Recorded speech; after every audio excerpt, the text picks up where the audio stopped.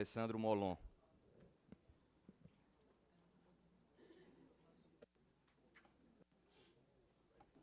Presidente, antes de contar o meu tempo, eu quero apenas pedir desculpas aos colegas por essa inscrição extemporânea.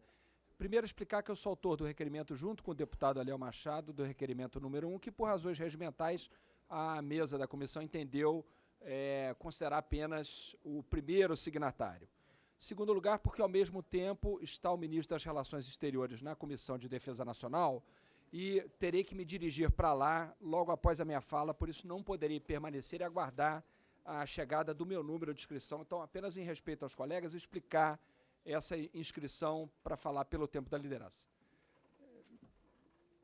Obrigado, presidente. Então, agora vou começar a fazer uso da palavra para me dirigir ao ministro, cumprimentá-lo, cumprimentar a sua equipe, dar bom dia. Dizer, em primeiro lugar, ministro, que a pasta da educação é certamente uma das que mais tem preocupado aos brasileiros, por uma série de razões. A principal delas, porque é uma pasta que tem promovido nomeações e exonerações seguidas com o signo de disputas políticas menores no Ministério da Educação. Todos os meios de comunicação, todos, relatam nomeações e exonerações com base em disputas de grupos. Grupos com nomes até difíceis de se entender, são olavetes contra militares, contra técnicos. É inaceitável que, num país como o nosso, com problemas tão grandes na educação, há um consenso nacional de que a educação é a saída para o país, este ministério esteja promovendo seguidas nomeações e exonerações movidas por disputas de grupos. E, pasmem, os que têm sido demitidos têm sido aqueles aos quais se atribuía o perfil técnico.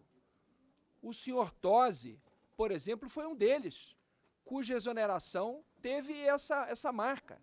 Então, eu gostaria que, antes de mais nada, o senhor explicasse quais são os critérios que têm levado o senhor a trocar a todo momento as pessoas num movimento até difícil de acompanhar. É até difícil de saber quem é o que hoje no MEC. Pela constante mudança, fruto de disputa. Primeiro, exonera todos os seguidores do senhor Olavo de Carvalho. Depois nomeia todo mundo que é do senhor Olavo de Carvalho. O país não pode ficar à mercê das recomendações de um senhor que mora em outro país para fortalecer o grupo político dele no MEC. O Brasil não merece isso, ministro. Aliás, o Brasil também não merece as considerações que o senhor fez sobre os brasileiros. O senhor disse que o brasileiro viajando é um canibal, que o brasileiro viajando rouba tudo o que vê pela frente.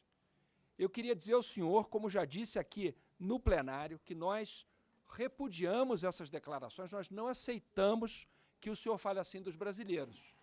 O senhor não tem o direito de falar assim dos brasileiros. Esse foi o país que acolheu o senhor se naturalizou, o senhor hoje é considerado um brasileiro também, é brasileiro porque se naturalizou brasileiro.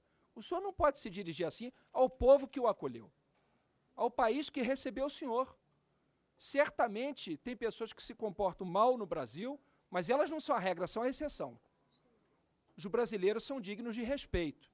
Então o senhor poderia aproveitar a sua presença aqui e pedir desculpas por essa declaração do senhor. Eu até imaginei que o senhor fosse começar por isso, a sua manifestação hoje aqui, com um pedido de desculpa. O senhor disse que nós somos os representantes do povo, os legítimos representantes do povo, nas suas palavras. O senhor poderia ter começado dizendo, e por isso quero pedir, através dos senhores, aos senhores desculpas pela declaração infeliz que eu fiz. Não é? O senhor poderia fazer isso aqui. Eu espero que o senhor faça ainda hoje. Terceiro ponto, a carta enviada pelo senhor às escolas, pedindo que fosse repetido o slogan eleitoral do presidente na carta, auxiliar a carta do senhor. O senhor sabe que o Ministério Público abriu um procedimento para investigar a possível improbidade do senhor por essa razão. Então, se por acaso o senhor acredita que de fato é preciso desideologizar, não tente levar a ideologia do presidente da República a todas as escolas brasileiras. Porque isso é incompatível com o discurso que o senhor mesmo faz. Ora, se é preciso tratar a educação sem ideologia, como é que o senhor pede que se repita o slogan eleitoral do presidente da República em todas as escolas do país? E aqui, ministro, eu quero dizer para o senhor que Não há nenhum problema e, por favor, não tentem confundir esta nossa posição com qualquer questão que se dirija ao hino nacional. Nós, da oposição, não temos nada contra, ao contrário, temos tudo a favor de que se cante o hino nacional. O nosso problema é o uso do slogan eleitoral do presidente numa carta que fosse lida a todas as escolas. Outro ponto, o senhor mencionou a importância da alfabetização, e é correto isso, a alfabetização é de extrema importância, e que ela se baseia em evidências científicas.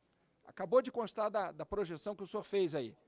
Ora, se isso é verdade, por que há poucos dias atrás o MEC tinha decidido adiar a avaliação da alfabetização brasileira? Teve que voltar atrás depois da última demissão. Então, como é que é possível defender a alfabetização com base em evidências e acabar com a avaliação? São essas as minhas considerações, presidente.